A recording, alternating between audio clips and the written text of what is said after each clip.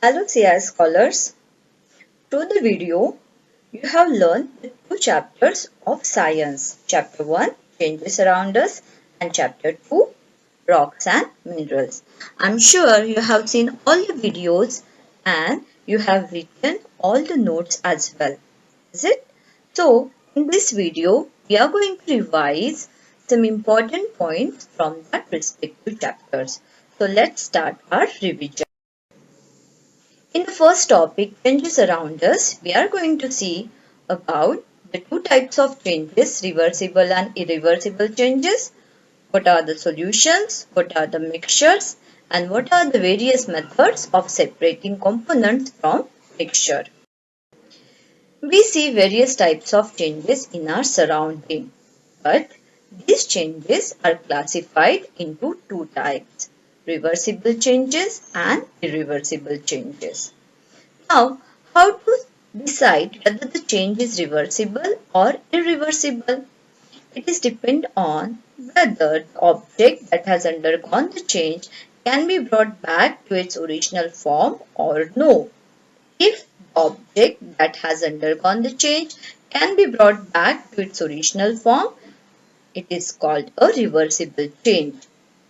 Here, in reversible change, no new material is formed.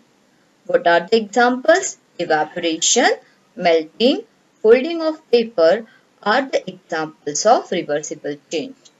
Whereas in irreversible changes, the object that has undergone the change cannot be brought back to its original form. What are the examples? Burning and ripening of fruits. Let's see what are the solutions. When two or more substances mix together, solution is formed. Now, when we are making the solution, at that time, the substance which dissolves, it is called as a solute, and the substance in which solute dissolves is called as a solvent. So, when the solute is dissolved in the solvent, we get the solution. For example, salt solution.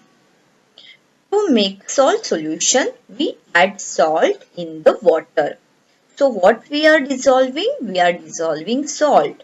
So salt is the solute. And where we are dissolving the salt? We are dissolving the salt in water. So water is the solvent. So when we mix salt in water, we get the salt solution. Here, if you observe, then the salt gets completely dissolved in the water and hence salt is also called as soluble substance. Now, like salt, sugar also gets dissolved in the water. So, sugar is also called as the soluble substance. Okay, but there are some substances like sand, stone, which do not get dissolved in water and are called as insoluble. Now, as we can see, we can dissolve salt, we can dissolve sugar in the water. So, there are many substances which gets dissolved in the water and hence water is called as the universal solvent. Next point is of mixtures. Now, what are the mixtures? A substance made by combining two or more different substances without chemical reaction, it is called as a mixture. Simple example of this mixture is the bhel. Okay, we take the mamra, then we add onion, okay, we add tomato and all these things and we make the mixture. Like that lemonade. When we are making the mixture of lemonade, what we add? We add lemon juice, we squeeze that lemon juice into the water, then we add sugar, salt, fine. So here in the lemonade mixture, okay, what we are adding? What we are dissolving in the water? Sugar, salt and the lemon juice. So all these three are the solutes. The next example of mixture is fruit salad, even tea. Okay. So there are the various methods of separating these different components of a mixture. Now for example, hand picking, okay, and sieving, filtration, evaporation are the various methods of separating different components from that mixture.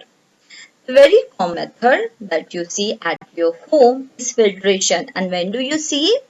When your mother separates the tea leaves from the tea by using that strainer. That is the filtration.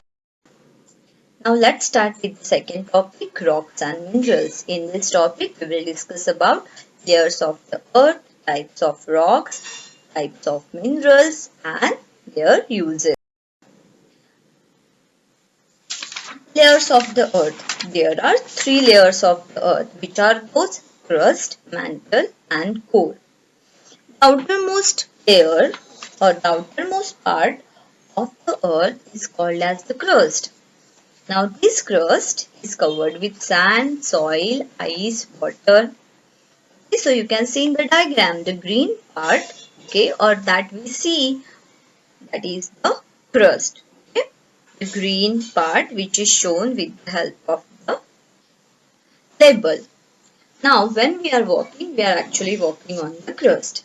Below the crust, there is the second layer that is called as the mantle. In the diagram, it is shown with the orange color. Now, this mantle almost makes up 80% of the earth. The third layer is core. Now, this core, it is the innermost part and it is divided into two parts, inner core and outer core. If you see the diagram, outer core is shown with the turmeric color and the inner core is shown with the white, and in between there is a white color. Now, this inner core is very hard and the outer core is extremely hot. So, there are three layers of the earth, which are those crust, mantle and innermost core. Now, our earth is made up of rocks and minerals. Okay?